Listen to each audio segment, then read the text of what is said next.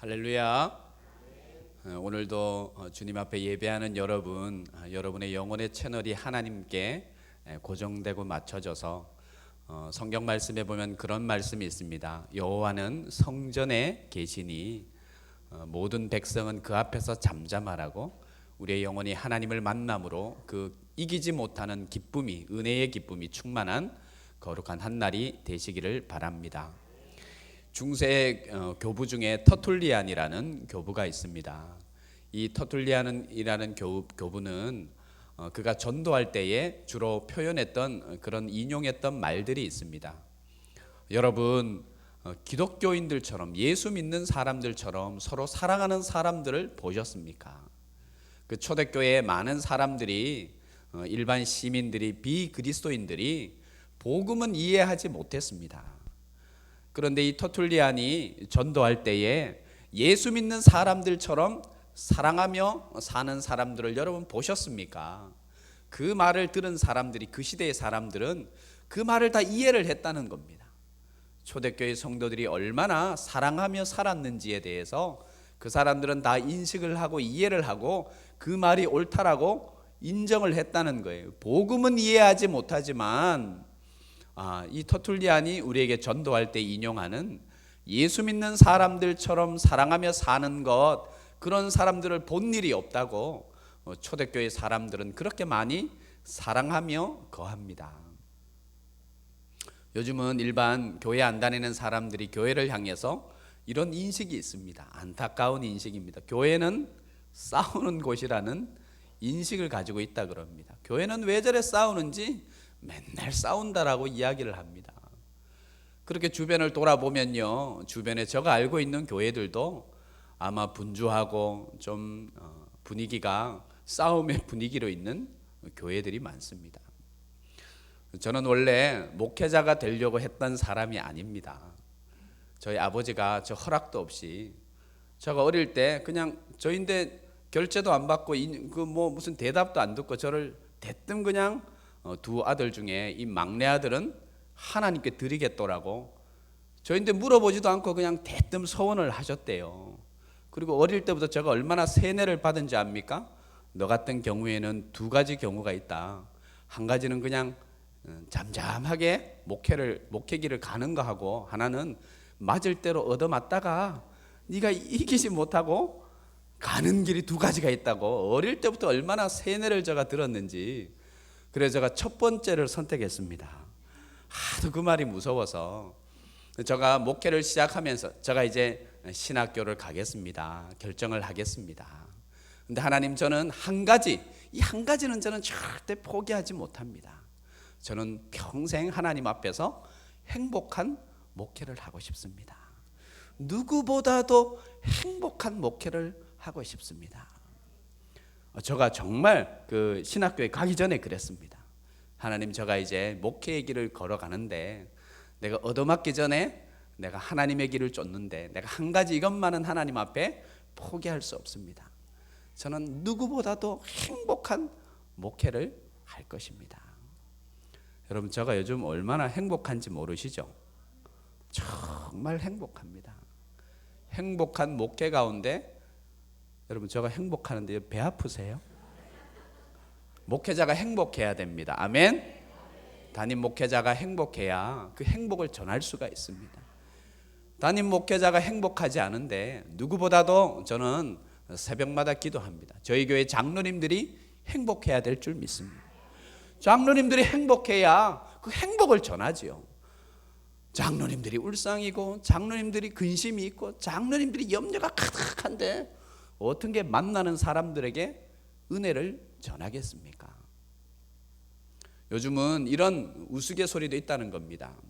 교회에서 여러 성도들하고 모여서 이야기하다가 화장실 가고 싶어도 참아라. 네 여러 성도들하고 이야기하다가 화장실 가면 그때부터 너 이야기한다, 너 이야기. 화장실 가고 싶어도 참으라. 그런 농담을 하는 때입니다. 그리고 뭐라 그런지 압니까? 꼭 그래도 화장실 가고 싶으면 다 데리고 함께 가라. 제가 부교역자 시절은 참 큰 교회들을 섬겼습니다. 담임 목사님이 출타할 때에 저인데 그 여러 명의 목사님들이 계시지 않습니까? 저인데 콕 찍어서 주일 설교를 하라는 겁니다. 별로 안 놀라는데 여러 그 교육자들을 두고 콕 집어서 주일 설교를 하라고. 저거 얼마나 신났겠습니까? 주일 1부, 2부, 3부, 4부 설교를 전도사 시절에 제가 한 적이 있습니다. 전도사 시절에 그것도 부자들 지식인들이 산다는 서초동에서 정말 아무것도 모르고 말씀을 전한 적이 있습니다. 제가 생각하기에는 정말 오늘 설교 말씀 은혜로웠다 그러고 예배를 마치고 인사를 하는데, 평소에 웃는 집사님, 저만 봐도 막 방긋방긋 웃는 집사님이 얼굴이 막 상기되어 가지고 화를 얼굴이 얼마나 환한 얼굴인지 인사를 하고 나가는데 그냥 대충 나가는 거예요. 제가 마음속으로 얼마나 마음이 아파. 분명히 은혜롭고 너무 좋았고 너무 웃고 울고 그때는 그랬습니다. 정말 은혜로운 예배를 드렸는데 이거는 뭔가? 나중에 알고 보니까 여러분 목회자 앞에서는 웃어야 될 줄 믿습니다. 나갈 때 어떻게 하든지 웃어야 됩니다. 그 앞에서 화를 내고 나간다는 것은 목회자를 근심에 빠뜨리는 거예요. 제가 일주일 동안 그 집사님이 막 생각이 나요. 평소에 저만 봐도 멀리서도 막 웃고 달려오는데, 그날은 제가 일부 평소에는 3부를 오시는데 그날따라 1부를 오셔가지고 내가 1부에 무슨 잘못을 했나. 알고 보니까 그거예요.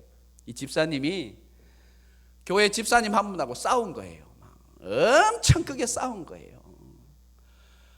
그래서 자기가 생각하기에 그 싸운 집사님 보기 싫어서 3부 예배 나가면 그 집사님 만나니까 그 집사님 피해서 내가 오늘은 1부 예배 나간다 그러고 예배를 나간 거예요. 근데 싸운 그 집사님이 1부 예배 나왔다는 거예요. 1부 예배 나와서 같이 예배를 드려서 그 같이 예배 드리는 것이 이기지 못해서 막 화가 나서 나갈 때 화를 있는 듯 없는 듯 다 내고는 인사도 받는 둥 마는 둥 하는 둥 마는 둥 나가는데 저는 근심을 했던 거예요. 여러분, 우리 흥예교회는 평안하여 든든히 서가는 교회인 줄 믿습니다. 저는 행복한 목회를 주장하고 기도합니다. 행복한 교회, 행복한 성도, 흥예교회는 행복이 넘쳐나는 거룩한 교회가 될 줄 믿습니다. 예배자가 하나님 앞에 지켜야 될 것이 있습니다. 마태복음 5장 13절, 너희가 하나님 앞에 예물을 드리려다가 내 형제에게 뭐예요? 내 형제에게 잘못된 것이 생각나거든 그 예물을 제단 앞에 먼저 두고, 예물은 뭐냐면 제단 앞에 두는 예물은 오늘날의 예배입니다. 우리가 하나님 앞에 예배할 때에 하나님이 기뻐 받으시는 예배가 어떤 것이냐 하면, 내가 하나님 앞에 예배 드리기 전에 한 주간 동안 내가 만나는 사람들에게, 친척들에게, 가정에, 또 그 신앙의 공동체의 지체들에게 잘못한 것이 생각나거든 먼저 뭐 하는 거예요? 그 일을 해결하는 거예요. 사과하는 거예요. 내가 먼저 잘못했다고 인정하는 거예요. 잘못을 안 해도 신앙인은 나아가서 잘못했다고 그렇게 한 다음에 돌아와서 하나님 앞에 예물을 드리라는 거예요. 그 감자탕 교회로 유명한 조연산 목사님이 그런 이야기를 합니다. 그 교회 성도님들도 그렇게 싸우더래요. 세상의 교회가 다 흥의 교회 같으면 좋겠습니다. 즐겁고 행복하고 싸움이 없는 그런 교회여야 되는데, 이 감자탕 교회 조연산 목사님이 성도들이 너무너무 싸우더라는 거예요. 만나면 싸우더라는 거예요. 만나면 화를 내고 싸워요. 그래서 왜 싸우냐고 물어봤대요. 왜 도대체 교회만 오면 이렇게 싸우냐고. 그러니까 그 성도님들이 그런 말을, 목사님 다 잘해보려고 싸우는 거 아닙니까? 다 잘해보려고 싸운다고. 조연산 목사님이 그의 표를 정말 거짓말 않고 이렇게 했대요. 잘하지 말자. 다 잘해보려고 싸운대. 나름대로 자기 의견이 있고 고집이 있고 아집이 있고 생각이 있고 계획이 있고 뜻이 있어서 다 자기가 잘났으니까 뭔가 잘해보려고 싸운다는 거예요. 왜 사람들이 싸울까요? 왜 성도들이 싸울까요? 신앙의 공동체를 이어가는 사람들이 교회 가운데 왜 싸울까요? 우리 흥예교회는 싸움이 없으니까 잘 모르시죠. 왜 싸울까요? 시편 15편 말씀에 보면 예배하는 자 그리고 하나님의 장막에 거하는 자, 그 하나님의 장막에 거하는 자는 이런 모습으로 거한대요. 시편 15편 1절 말씀에 주의 장막에 거할 자 누구오며 주의 성산에 머무를 자가 누구오리까? 라고 질문을 해요. 이게 입당시라고 그럽니다. 하나님의 제단에 예배하러 드리기 전에, 제물을 하나님 앞에 제사 드리기 전에, 하나님의 성소를 찾기 전에 이 노래하는 시. 그래서 하나님의 장막에 머무를 자가 누구며 하나님의 성산에 거할 자가 누굽니까? 그 첫 번째가 15장 2절에 보면 정직히 행하고 공의를 행하며, 그 다음에 헌담하지 않는데요. 뭐 하지 않는다고요?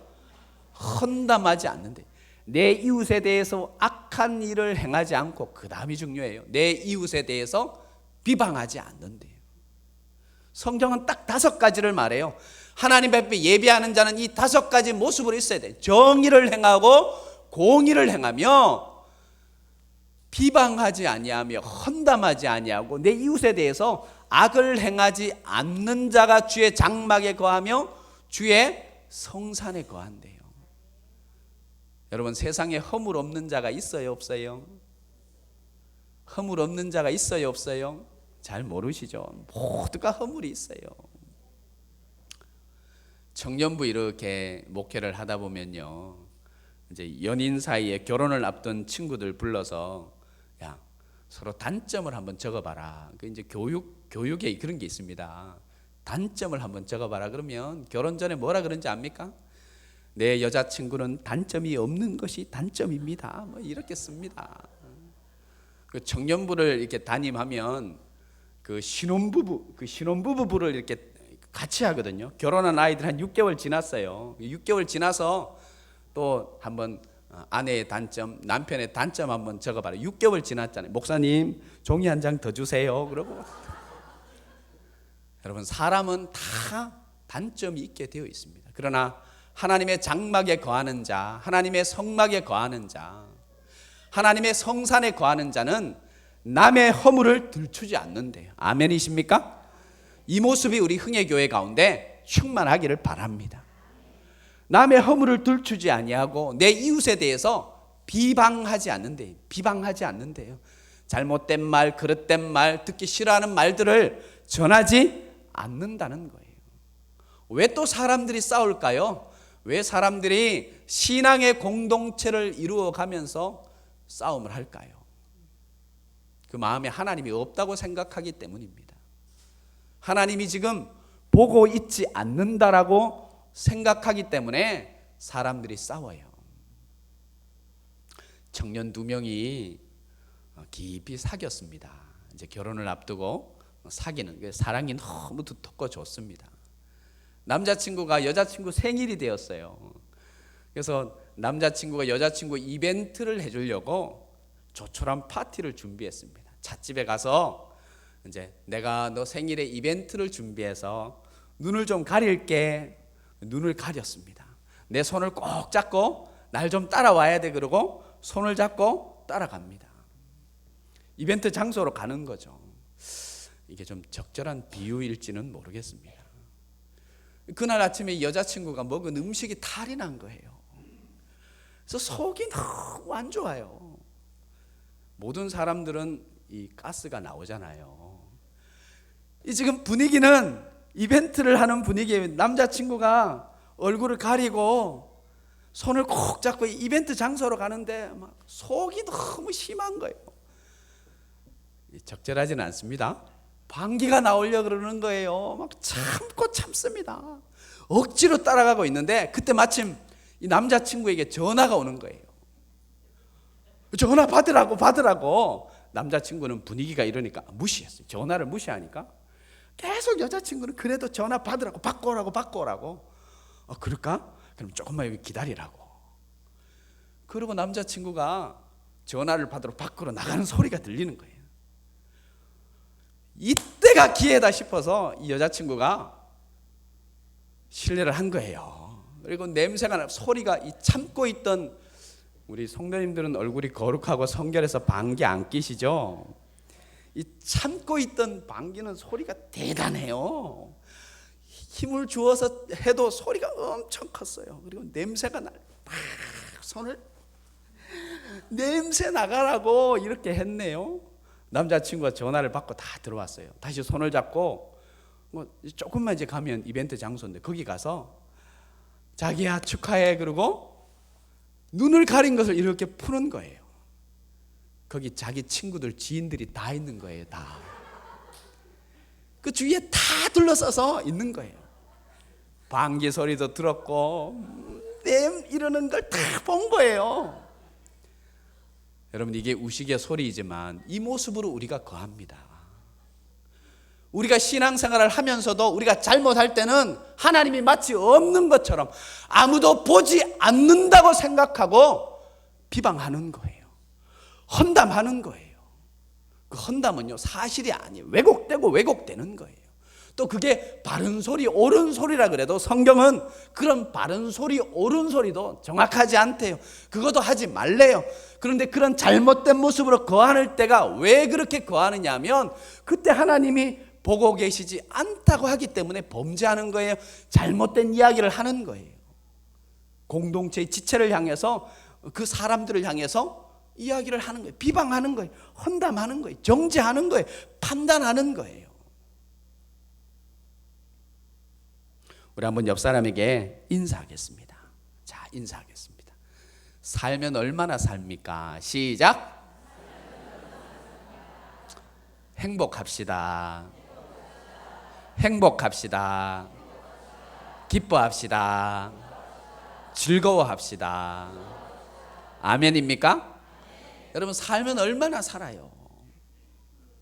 제가 미용실에 가니까 권사님이 그래요.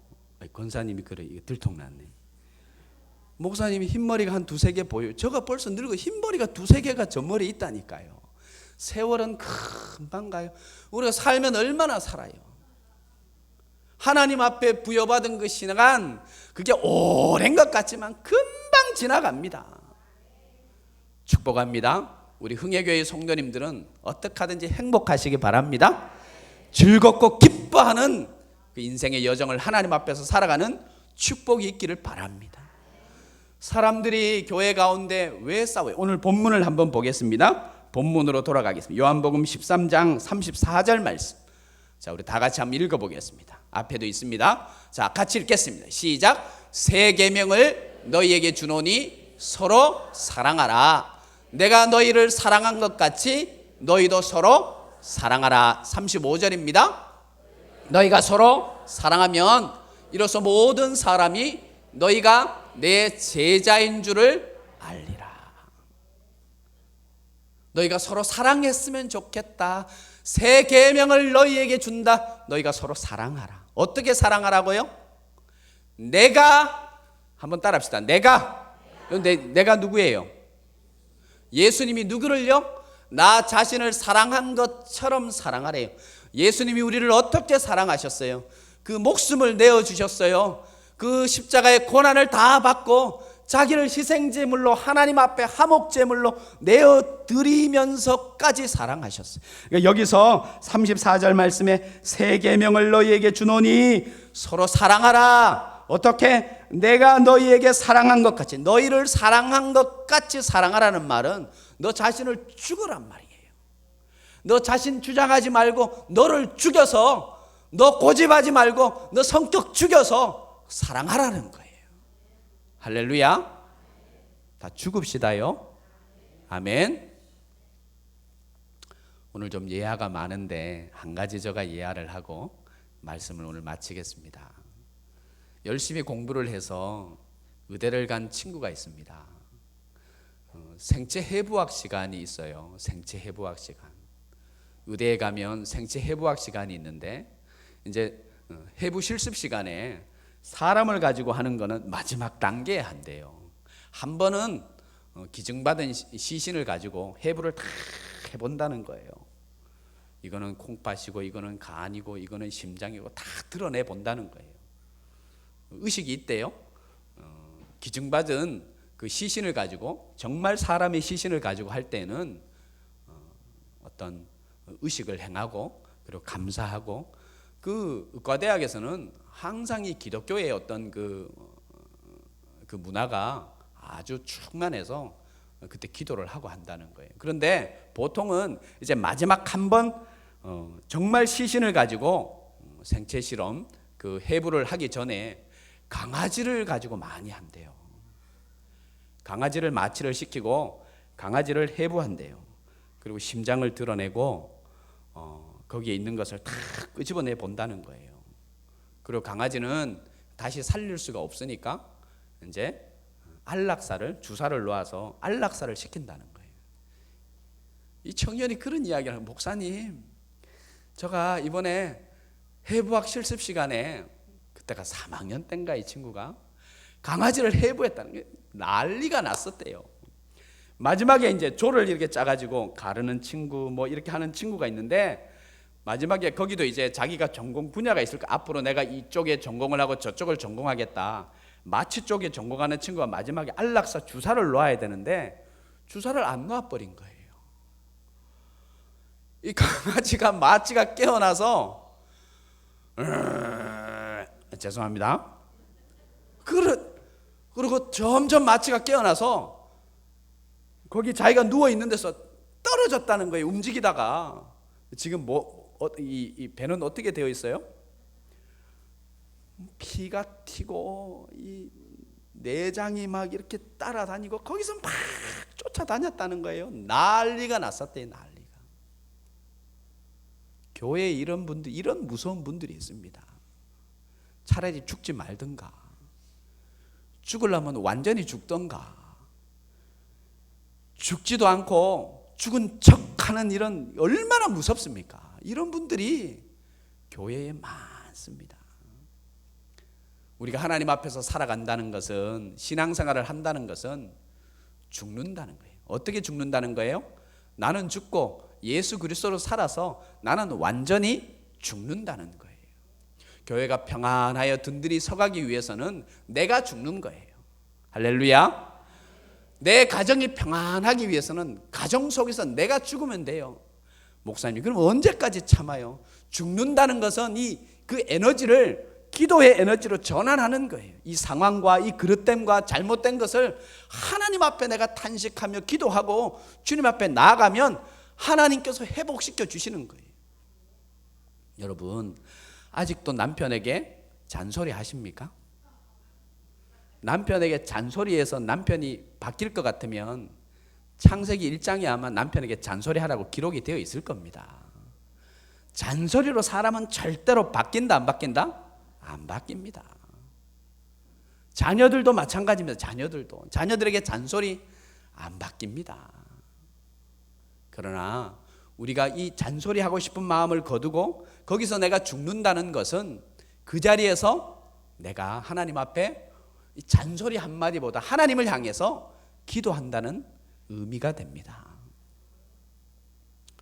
어느 이름만 대면 유명한 목사님이 미국에 집회를 갔습니다.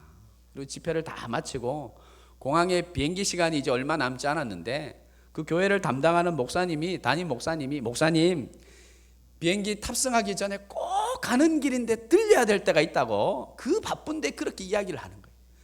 꼭 여기는 들려보셔야 된다고.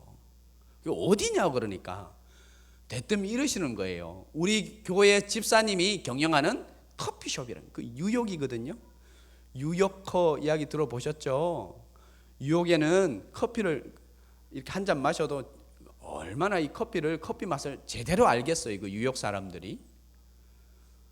이 바쁜데 지금 항공편으로 지금 고국으로 입국을 해야 되는데 이 바쁜데 커피숍을 가야 되는, 따라갔다는 거예요. 근데 가면서 이야기를 하십니다. 거기가 다운타운인데 거기에 수준 있는 뉴욕 사람들이 커피를 마시는 곳입니다. 여러분, 스타벅스 들어보셨죠? 스타벅스가 그 다운타운에 들어와서 자리를 잡으려고 했다는 거예요. 근데 그 건물 매니저가 주인 밑에서 이 건물을 다 경영하고 실제적으로 움직이는 이 건물 매니저가 스타벅스를 안 받고 이 집사님이 경영하는 커피숍을 그대로 두기로 결정을 하고 주인에게, 그 건물주에게 계속 이야기를 했다는 거예요. 이 커피숍은 둬야 된다고. 여러분, 스타벅스는 아무 곳이나 아무 건물에나 아무 지역에나 들어오지 않습니다. 한국도 그렇지만 미국도 그렇습니다. 건물 안에 스타벅스라는 커피숍이 대형 아주 대기업 커피 전문점 아닙니까? 그 메이커가 그 건물 안에 들어온다는 것은 그 건물의 가격이 상승하는 것이고 그 건물의 수준이 올라가는 것이에요. 가격이 뛰는 거예요. 그래서 스타벅스는 누구나 반기고 어디나 들어오라고. 한국 사회도 그럽니다. 여러분, 흥에 스타벅스가 들어왔습니까? 시장 조사를 다 해보고 들어갑니다. 근데 그 건물 매니저가 스타벅스를 안 받고 이 여집사님이 하는 커피숍을 받기로 했다는 거예요. 스타벅스가 어디입니까? 자기들이 우겨서 그 건물 안에 로비를 해가지고 스타벅스가 같이 들어왔다는 거예요. 스타벅스라는 커피숍이 입점을 하고 3년 만에 전 세계 유일하게, 몇 개국이 스타벅스라는 커피숍이 들어가 있는지 모르지만 전 세계 유일하게 일반 개인이 하는 커피숍이 스타벅스를 문 닫게 한 곳은 거기밖에 없다는 거예요.